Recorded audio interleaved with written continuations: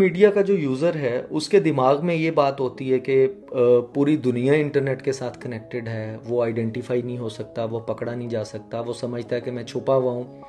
But ये मैं बताना चाहूँगा कि हम उसको पिन पॉइंट करके, बिल्कुल पिन पॉइंट आइडेंटिफाई करते हैं और उसको अरेस्ट करते हैं। अभी तक बहुत सारे लोग इस तरह से हैं, वो सैकड़ों में हैं जिनको हम अरेस्ट कर चुके हैं।